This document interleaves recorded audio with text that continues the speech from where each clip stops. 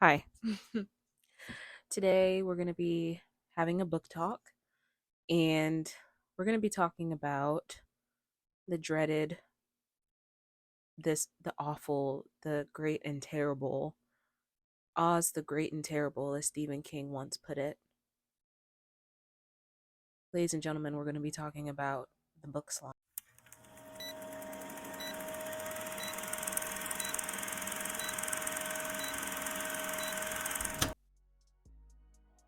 Yeah, they're awful. And I'm in one right now. And I think I read myself right into a comfy little hole this past like month or so. Yeah, yeah. Um, because in early September, one week I read 1Q84, which was over 1,100 pages. That week was a huge reading week for me, so I read that and I read two other books. So I read a book that was like 3 or 4 books in one. And then I read two smaller books. And then immediately after that, I started a 950 page book, Mr. Leo Tolstoy's Anna Karenina. Like, I don't know why I thought that was a good idea or how I thought I was going to come out of that even remotely okay, even remotely unscathed. And or how I thought that my reading libido was just gonna be okay after that. Like, what? Like, I don't know what I was thinking. Like, I just thought, let me just read as much as I can. But wait, there's more. Let's put a spin on it. Let's have it be freaking obese books that are just huge and so much melodrama, and they're classics, and there's this big sprawling elaborate cast of characters, and there's these crazy sex cults, and it's crazy. It's crazy. I don't know what. And we're reading about sociopaths, and we're reading about you know you know the pearl of the world. Like, that week, those 2 weeks, I read so much. And when I read 1Q84, I finished that in I finished 1Q84 in like 4 days. An 1,100 page book, over 1,100 pages, almost 1,200 pages, I read in 4 days. Then I turn around next week and I read Anna Karenina, and I read that in like 3 days. Like, who did I think I was? Who is she? Why did I think that was okay? I don't know. So here I am, hence the book slump. And I'm not just, and I read this article the other day where it was like people, when they're trying to sound smart, use the word hence and they use it in the wrong context. Well, I'm going to put it on the screen, and I used it in the right context, baby. And I wasn't trying to sound smart either. In any case. Yeah, so I'm in a book slump. And I haven't been the same. I just really haven't been the same. I mean, I've read a few books since I've read more than a few books since then, to be honest with you. But and when I say I've read a lot of books since then, I'm talking like reading, well, not reading, but listening to audiobooks. I haven't really laid eyes on many books this month. Outside of, the beginning of the month, and even then I used audiobooks to help me get through Anna Karenina and 1Q84. But I haven't really laid eyes on a lot of words. It's just that when I pick things up, I'm just like, I don't really care, and I just can't find it in me.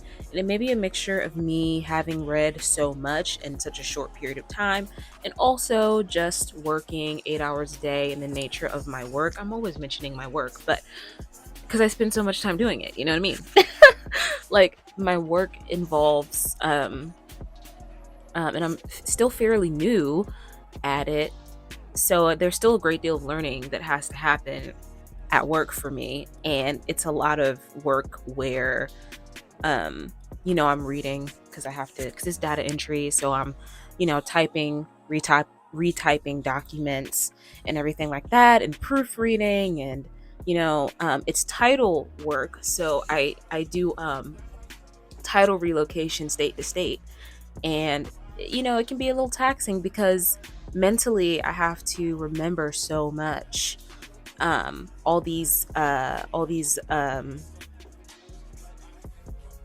procedures and all the little minutia that make each of them unique for each state. And I mean, they're really small details that can make the difference. And it's super important for me to remember these things because, this type of issue, title relocation, is time sensitive. People are trying to, register their vehicle in their state, and um, so we want to do it right. um, but anyway, that's enough about my work. But I guess I just wanted to set the stage. When I get home from work, I don't really feel like reading. I do feel like reading, but at the same time, I just want to kind of turn off and watch some YouTube or whatever. So that's been happening quite a bit lately. And then I'll read on the weekends. But even on the weekends, sometimes just find myself watching YouTube for hours just because it's just like unplugged, you know? Because my days are pretty full, pretty busy, and I am pretty active both physically and mentally. I want to take care of myself just because I do a desk job, so I want to take care of myself, make sure I stay healthy. So I'm getting up at like 4:30 in the morning, and then I'm not getting home until like 6 in the evening. So by the time I get home, I'm both mentally and physically exhausted, and I just kind of want to lay in my bed and watch YouTube. So I'm in a book slump, and I guess what I want to talk about is how to deal with them, which can be quite difficult, but a lot of the time I find it's just best to ride the wave. If you're not feeling like reading, I know the feeling of like not wanting to read, but like wanting to read at the same time.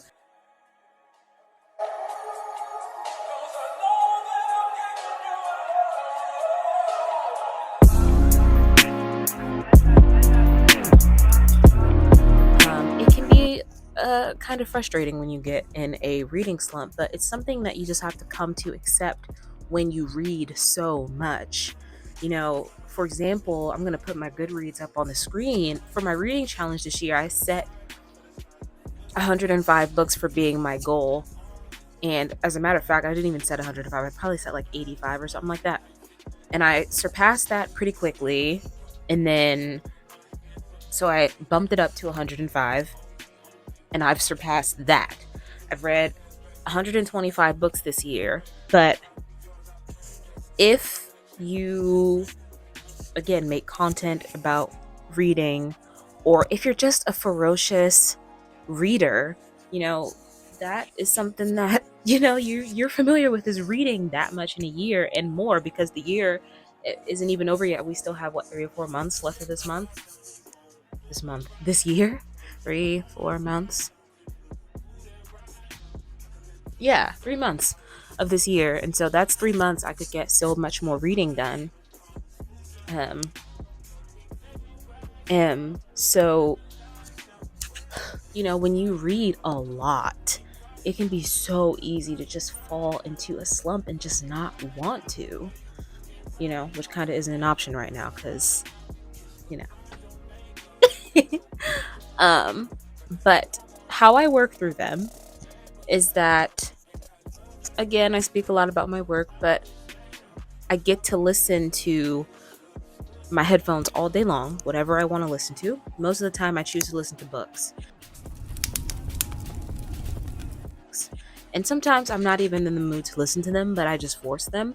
Because what I find is that if it's a good enough book, it doesn't even matter whether you want to or whether you don't.